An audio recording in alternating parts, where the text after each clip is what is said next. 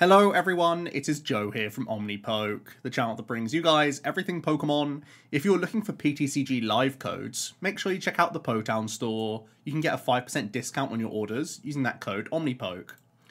We finally have the Taiwan deck lists from a Paldea Evolved tournament which happened at the end of May. So today we're going to be going over those as we are getting towards the crunch time, the release date of this set, and I keep banging that same drum that this is a massively important set for us to get a good grasp on because of not only the NAIC but also the World Championships. So we're going to be looking at the deck lists and the breakdown of results. Here's the very quick rundown though of what was doing well. In the Masters division, 3 of the top 4 decks were Gardevoir EX, and 2 different variants actually. There's a Mewtwo V Union build as well as a more straightforward streamlined build similar to what we have come to know already in the Scarlet and Violet set of Gardevoir with new adaptations from Paldea Evolved. Then chien-pao with Palkia, chien-palk I'm calling it, we'll see how that catches on, has made 2 top 8 placements. So it's finally started to get its footing in some of these larger tournaments. This is another 2,600 player size event as well, so really, really large scale tournaments, and we're finally seeing this deck having some success, making 2 top 8 placements, including 1 making it into that top 4. And then rounding out that top 8, we have a Kyogre Lost Zone variant, as well as a Turbo Lost Zone variant, with those Forest Seal Stones just trying to ramp to 7 as quickly as possible. Actually quite an interesting story for the other age divisions. In the senior division, Arceus Giratina seemed to do very well with a first and top 4 finish. We see Colourless Lugia, which I profiled just yesterday, I think, getting a 2nd place finish, which sort of proves that that can be an archetype in the game. And then we have the multi-stone Lost Box, which I'm calling Thanos Lost Box as a shorthand, where you're playing Sky and Forest Seal Stone all in one package, also making top 4, and also getting 2nd place in the junior division, where the only other thing to bear in mind is that Lost Zone Giratina builds are still successful. We've seen that in Eastern tournaments, Giratina is super popular a lot of the time. It's normally among the top 5 decks in terms of day 1 play, and it looks like in the junior division at the very least that had a solid conversion rate with a first and top 4 finish, and then another Chien-Palkia making it into that top 4. Let's have a look a bit more in detail now about the lists themselves. So the first place winning list is that streamlined, straightforward Gardevoir build. Is playing a couple interesting counts of cards, really, I think, where we're seeing the 3 copies of Kirlia, which I will never be a fan of, and it's actually choosing to play a 2nd copy of Cresselia, which I find really interesting, because even in Mirror, this card does get diminishing returns, and you're already playing Super Rod anyway in a 2 count, so I feel like it shouldn't be too much of an issue to develop multiple crests if it is powerful in Mirror or if it is powerful in Lost Box, but this is a nod to how strong the card is. I feel like if it was me, I'd be changing this to a Hisuian Heavy Ball at the very least, and if not, turning it back into a Kirlia. The other things that I think are interesting is that there are 2 copies of the Reversal Energy from Paldea Evolved, as well as 1 copy of the Luxray. Luxray seems like a really big tech card that can be splashed into Lugia builds, Gardevoir builds, evidently, and Lost Zone builds. We may be seeing a few more Luxray throughout this video, and it is starting to punish Lugia. And actually, there was no Lugia in top 8 of the Masters division, so it was only in the senior division where Lugia still managed to do quite well. And I think in part it's because this Luxray reversal package is such a great insta-response to a lot of these Lugia builds, it can put them back on the back foot. So having that secondary copy of Reversal Energy to incorporate this card seems pretty solid. Even if you don't like the Luxray, 2 Reversal Energy is still like kind of fine in the deck just because it's solid. A few other interesting cards here. We're seeing just 2 Collapse Stadium. We're seeing 0 copies of the Temple of Sinnoh. Obviously, it has anti-synergy with Reversal Energy, so possibly that's the reason. But also not seeing Artisan, which I think is a reasonable stadium that Gardevoir could be playing as well, just for a +1 Ball Search card. And this is actually quite light on the Ball Search. It's only playing 2 Fog Crystal, so that would also be a change that I would possibly consider. Outside of that, it's a very streamlined, straightforward Guardy, which is looking super powerful. We then have the top 4 sort of straight Guardy, where it's playing an interesting count of Rolts. It has 1 of the bad Rolts if they didn't have enough copies of Teleportation Burst. There's literally no reason to not play 3 copies of this 70-hit pointer, because this one is just terrible. This one is playing Mirage Step, and I feel like that could once again be a best of 1 thing, where you just at least get into the game if you have access to that. But this is more similar to how I've been testing the deck. I think the count that stands out in this list is it's playing 4 copies of Rare Candy, so really just trying to get on the board quickly. And I think because there are enough mirror matches around, it might be important to play a higher count of Candy. I think 3/4 is going to be much more common than 2/3 going forward. So I think 3 will probably be most players' count, but yeah, I think 4 is a statement that you just want to get on the board quickly. And also it's a good card to have when you do play Mirage Step, because you can have those excess Ralts around, and then you can evolve into a ton of Guardi all in one turn. But this is just playing the 1 reversal, still is playing that Temple, and has just the 1 copy of Research alongside the quad Iono.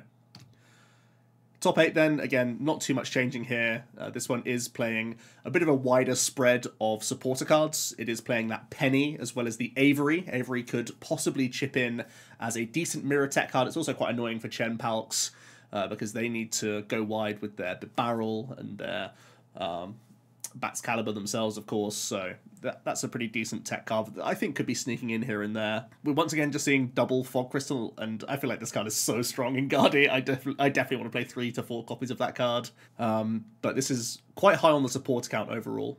And then we have the completely different variation of this Guardi, the Mewtwo v Union build, which plays completely differently. I've only just started to play around with this deck, and it is super cool and super challenging to play, but the overarching idea is that we're going to play from behind for a large portion of this game, mostly not putting Guardi EX into play, and mostly just using Brainwaves, Gallades, and Luxray itself to oftentimes take knockouts that get us back even on prizes, or not take knockouts and leave a lot of damage scattered around the opponent's board, so that when you do make a play with Mewtwo, you can use your 16 damage counter Cysplosion Sprinkle alongside an Iono and either knock out their engine plus an attacking threat, or like multiple attacking threats in a certain turn, so then the opponent has no answer, no comeback potential to this Mewtwo. Sometimes this is just the immediate finisher, where you're literally using this as your final attack to win the game, but there will often be situations where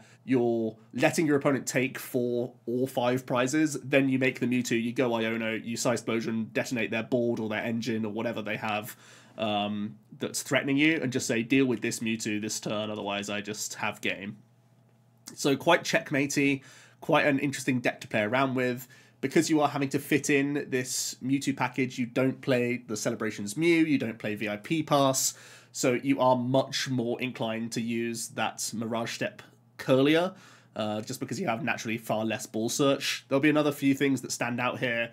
3 copies of Super Rod, because sometimes you will not even put Guardi EX into play at all, and you can try and power up the Mewtwo via your Shiny Arcana Gardevoir's draw. You can Rod back in 3 energies and Arcana to the Mewtwo, and then play like a second Rod or like a Pal Pad or something, so you don't deck out still, but the Mewtwo has been powered up without damaging itself, making it an even bigger and more annoying threat. So that's something to really bear in mind.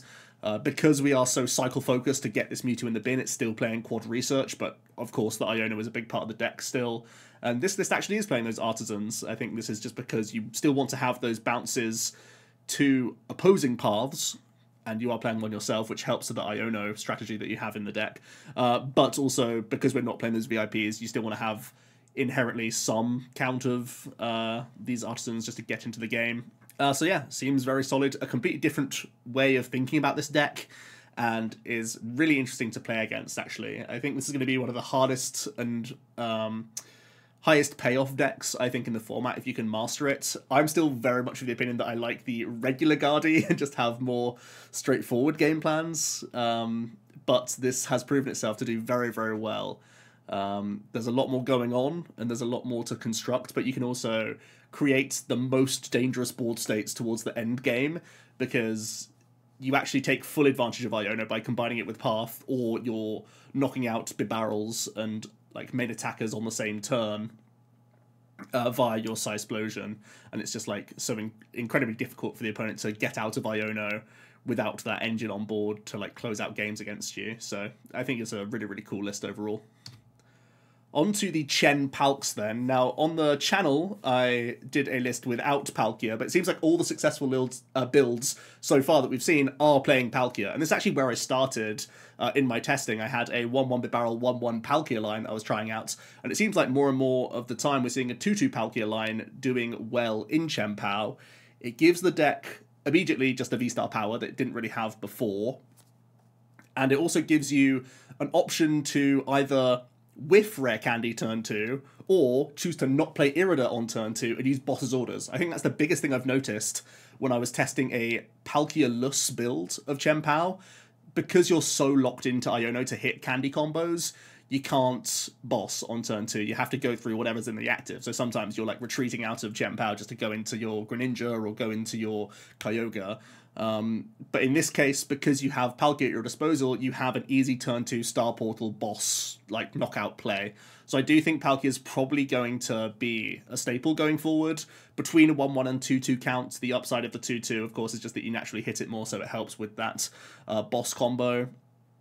But I'm really surprised by the amount of Pokemon just physically jammed into one deck list here.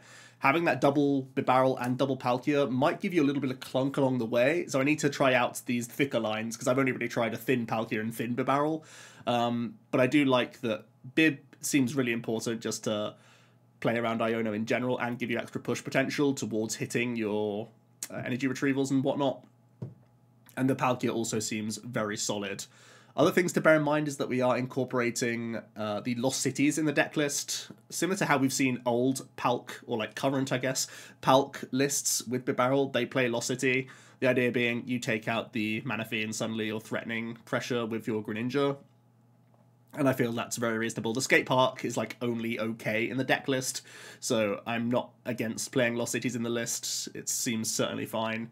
And the thin Baxcalibur is risky, but because you have Irida anyway to pick these things out, you can still make that come together.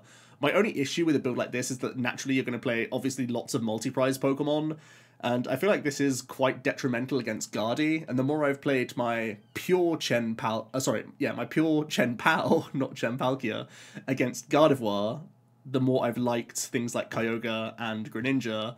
So possibly there still will be builds that are Palkia-less, but at least I have to give the nod to how important it is to be able to gust in other multi-prize matchups, like against Arc and against Lugia.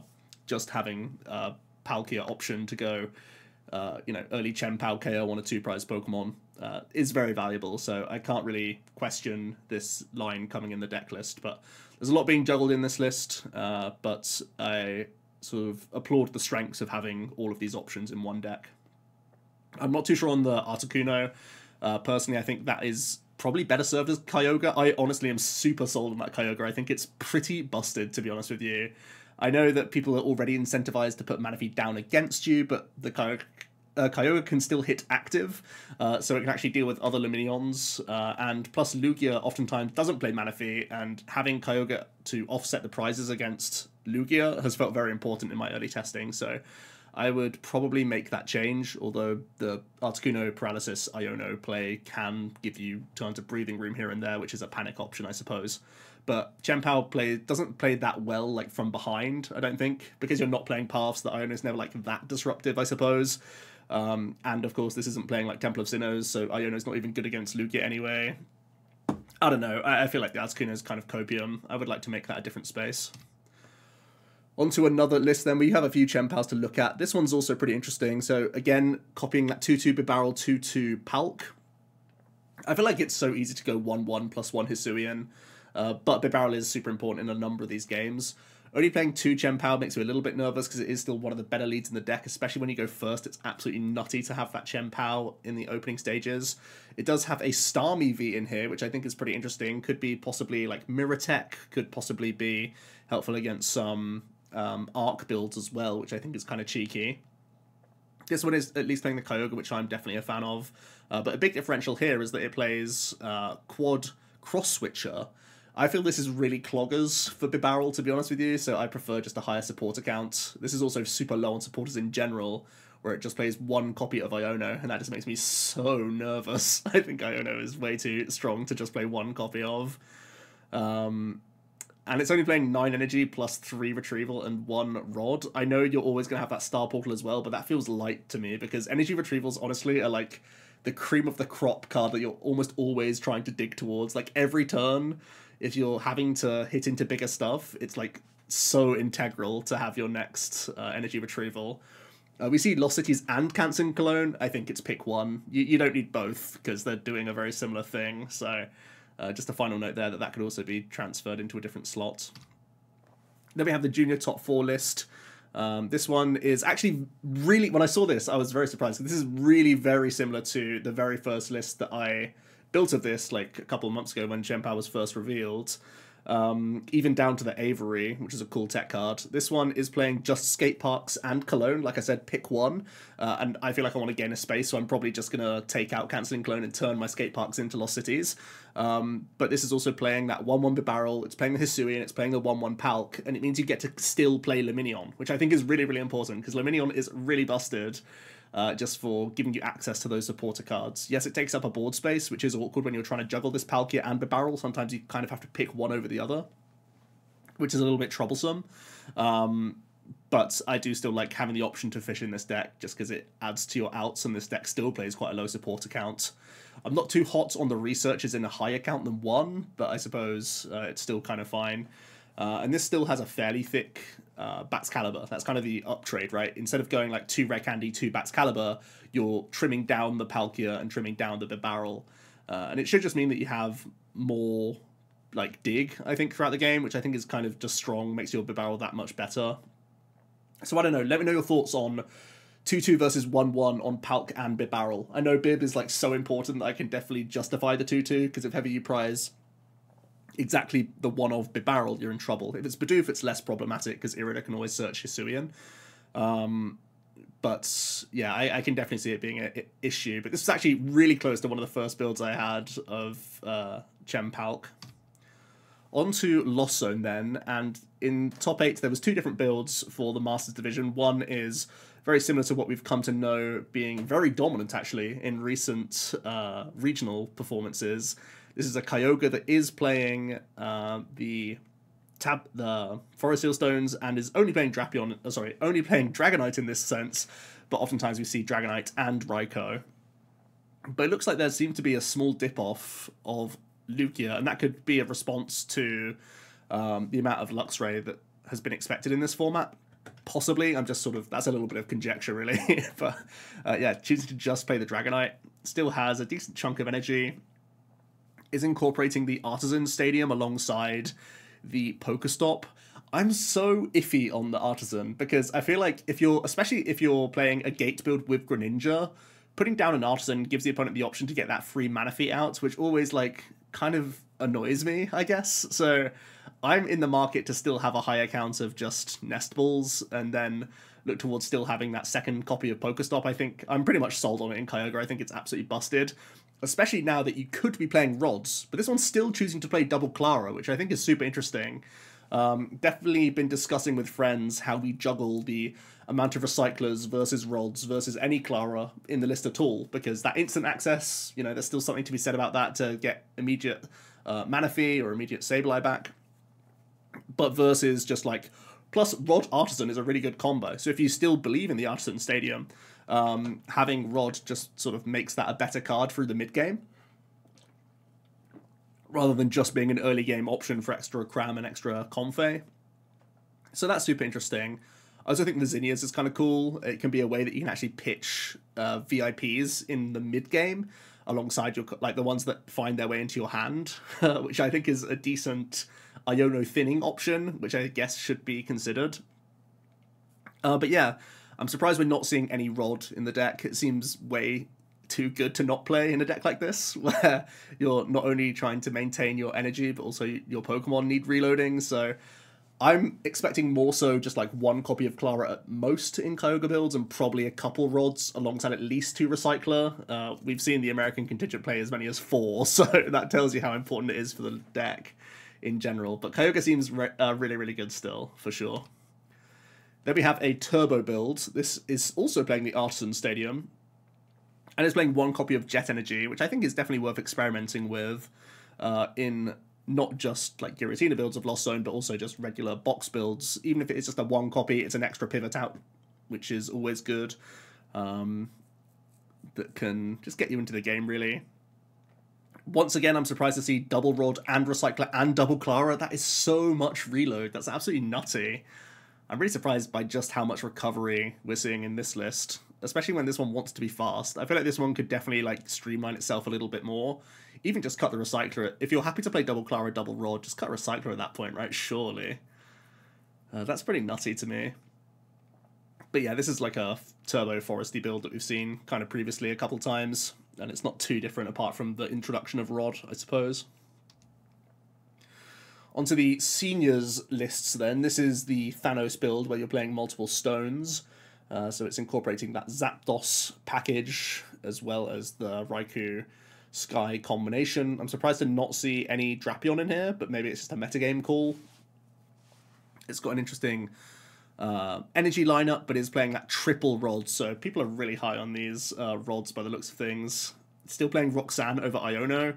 I actually feel like a number of Lost Zone boxes will continue to play Roxanne, just because it's so bad for them to Iono themselves back down to like 2 or 3 cards, even if you're hurting the opponent, like sometimes even more than Roxanne would. So I feel like Roxanne is still good in the Lost Zone builds, because half the time you're playing your Roxanne is so you don't get Roxanne back in current standard. And I think that will be a similar thing where you want to Roxanne but maintain a high hand size yourself, so you can then hit your next combo piece the following turn and whatnot. So I do think Roxanne doesn't completely die. I think it will continue to see play in Lost Zone boxes, potentially, and in Tina, alongside Iona, possibly, for Tina at least.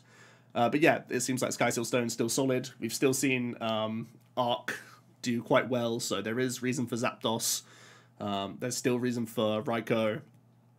We still have the Temple of Dragonite, so that all seems okay. But if you are committing to this Sky approach, I don't know why you wouldn't play Drapion at this stage. We then have another multi-stone build, which I'm also a big fan of, because it's incorporating double Raihan and the 1 copy of Luxray. I think Luxray is a really cool card for Lost Box to take advantage of, because I think it's another way that you can have a decent time into Lugia. I think if I was doing this Luxray thing, I would just not play Sky Seal Stone as well, because you're playing Raikou, Sky Seal Stone to help out Lugia, but then you're also playing the Luxray that helps out Lugia. I suppose the Sky Seal Stone Raikou is also good against Palkia, as is the Luxray, so maybe there's just enough reason to like Lightning to still play both, but yeah, Luxray, really, really solid card against chien-pao and Lugia, and having Raihan as some search for the Luxray definitely seems reasonable, because you don't have any other search for this card in the deck list, but you can obviously gate to this card. You don't need to have reversal energy to make the Luxray work. You can simply manually attach Gate, and that's why you're seeing the 3 Lightning Energy in here, even though it's not a Kyogre-based build. So, yeah, it seems like another great way to incorporate Luxray into the deck, just by gating onto it. But yeah, you do need to probably play a number of Raihan to actually make this work. But it seems like a big payoff against chien-pao and against Lugia. Then we have the senior winning Arc Tina, with the Bib Squovert combo. We know this is very strong, of course. It's got a really interesting lineup of supporters where it's only playing 1 copy of Iono despite being so strong. Absolutely crazy. I am a big fan of the 1 Avery, because I do think there's just an increase in Guardy, and it's good against chien-pao as well. So I think Avery is just very good in Arctina going forward. And the Spiritomb is that new tech card that can help out against Mew players. So I think that's going to secure that matchup a little bit more. We haven't seen much Mew in any of these top placements, and I think there's no surprise that there is that fear of Spiritomb keeping people from playing it a little bit. And even things like chien-pao are a difficult matchup for it, I feel. So, yeah, but wow, what a statement. Still playing your Quad Judge, only 1 Iono. I'm probably going to play more than 1 myself, but there you go. A pretty speedy way to play Arctina with decent updates of techs. I'm kind of interested in Jet Energy in this deck as well, even if it's just a 1 count, because there can be situations where it can be your best Starbirth option. If you got the turn 1 DTE attachment and you have Arc on the bench, it's actually like by far the best thing you could search for. Similar to how we saw sometimes Capture Energy is like just a 1 count in Arc, there are situations where if you just draw well enough to hit your DTE turn 1, you can use that to get into the game. And I'm still also interested in Squawk as well. In the top 4, it was a Flying Peak build of Arctina. It's got a couple other interesting cards in here. It's playing the Morwal for potential trapping as well, which I think is a little bit cheeky. It's choosing to play Capturing Aromas rather than Shoes for consistency. Really light on those supporters as well, just 2 Judge, 2 Iono being split up that way, and then having the 2 Research. Playing no Raihan, which is a bit weird, especially because Tina is so hungry for energy. I still feel like Raihan is really important whenever I play this deck. I'm also really sus of Flying Peak, because Luxray is so popular and so good, and it just bodies Flying Pikachu, so I'm not a big fan of Flying Peak in Arctina, to be honest with you. But I'm pretty sure it did well in Hong Kong as well, so... Hong Kong was actually just on the 4th of June. We don't yet have those top 8 lists. I'm still waiting on those results before I can bring them to you, at least the deck lists themselves, so that's one we'll hold out for. I'm personally kind of against the Pika, but I suppose just using Judge spam, Iono spam is good against Lost Zone when you have a Flying Peak, but I am worried because Luxray can be inserted and completely body the Flying Pika. Onto the one successful Lugia list then in the senior division. This was a colourless build, which I profiled yesterday. Very similar list, actually. The key difference is it's playing a extra copy of Snorlax, and it's playing 2 copies of the charm that gives you an additional 50 hit points. So it really makes Snorlax annoying to deal with.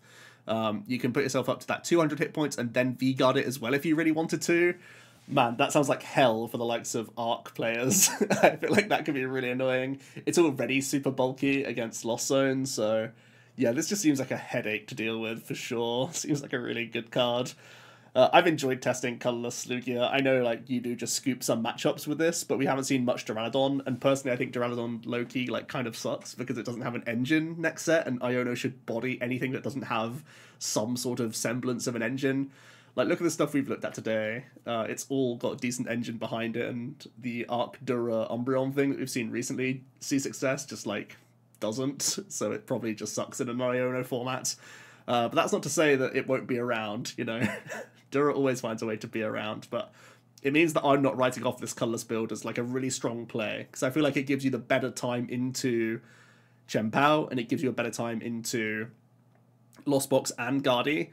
And those are the 3 best decks, so just like make your deck good against the 3 best decks, and then you got a good deck, right? That's kind of the idea. But yeah, really similar build to the one I showed just a couple days ago, so if you want to check out that list, you certainly can. We also end up on some Lost Tina, which didn't do well at the 2 higher age divisions, but has still done well in seniors, in juniors, where we have 2 lists to look at. I was actually going to record this today, but we saw these lists come out today. But yeah, Jet Energy in Tina seems really solid, gets you to that 7 as quickly as possible, gets you more consistent cram hits turn 1 as well, which is great. We get to see a lot of disruption in this list with double Iono and Roxanne, which is awesome. Like I said, even though Iono is like the stronger card inherently, I feel like Roxanne is still very good in Giratina. You get to play Rods as well, which is a big upgrade on energy retrievals, which is awesome. And you get to play Path now as well, because you don't need Beach Court as much when you have these Jets, so you get around it that way, and then you have better Rocks/Iono disruption against the chien-paos and against the Guardies as well, which is pretty nutty. So yeah, Tina's still looking pretty good. Honestly, I feel like this is a pretty solid deck next set. The next list in top 4 of juniors has a bit of a thinner line of the Tina and has that second copy of Cram, so it's a bit more of a sort of halfway house between the 2. Has Spiritomb in here to be disruptive against Mew. Has that Cleansing Gloves for higher damage output against Guardy. And it's still playing Clara as well as 1 Rod, so it has, again, that sort of split, and also the 1 Recycler, so a bit of a in-between of both there. But I suppose it's playing a thicker line of Pokemon, so it gets to play just the 1 Rod a bit more comfortably. But yeah, very similar concept here with the Jets and the Paths. Final thing to end up on then, in the top left of the screen is the Taiwan Day 1 results, and then on the bottom is the Hong Kong, which we don't yet have the breakdown of top 8 just yet. It just happened on the 3rd and 4th of June, so I'm hoping that we get those results trickle in through Twitter and whatnot, hopefully pretty soon. But they paint similar pictures, where Guardia is like the most popular deck, and continues to do well, of course. And as you can see, the Lost Tina, very, very popular in Taiwan. Didn't do too well in the Masters division, did well in the lower age divisions, but seemed to be another like flop tournament for that deck. Arctina also didn't do all that great. Still seemingly very popular. And chien-palk, pretty popular. It's among those top 5 in terms of popularity, and did do quite well with 2 in the top 8. So good conversion on chien-palk, which is finally something we've seen. I know I've seen a ton of skepticism about chien-palk, and it's just been good whenever I've tested it. So I don't know where that skepticism's come from. It has really good turn 2 pressure from Greninja and from Kyogre and from chien-pao, so I don't see a reason why it's not going to do well, and it has its own Bibarel engine to fall back on, and it can play Ionos quite well. Like, it's a well-rounded deck that has, you know, 1-hit KO potential. What do you want in a deck, really? Especially when it can play a 1-prize game quite well, or just have the chunky 2-prizer and Palkia. It just ticks a lot of boxes. It's just a very good deck, I think. Lost Zone Box are a lot less popular than Tina. I feel like these percentages are likely to flip-flop when we come to the West, because a lot of people are preferring Kyogre builds of Lost Zone and Turbo builds of Lost Zone over the last few months. But that's something that also might be a mentality shift just because of Iono in format. And we see other Arc builds. Lugia, super down low on popularity. I know the percentages are split between 2 different builds of Lugia, so if you combine it, it's still among these top 5. But man, yeah, definitely a big split between single and colourless Lugia. Then we have Mew and Miraidon kind of hanging on in there as well. The situation's not too different for Hong Kong. Seems like they prefer, in general, a Lost Zone box category over Lost Tina, but very, very slightly. And they're more believers of single strike than colourless builds. And there is a sneaking in of the Arc Dura in there as well. But overall, very similar day 1 meta spreads, with a few more chien-palk believers. So yeah, that is a rundown. I'm in the thick of testing in person right now, and hopefully it means I can bring some good up-to-date deck lists as soon as the set drops on PTCG Live, and we can get some good gameplay going for some of these. Let me know your thoughts down below, and I'll see you tomorrow for another video. Cheers.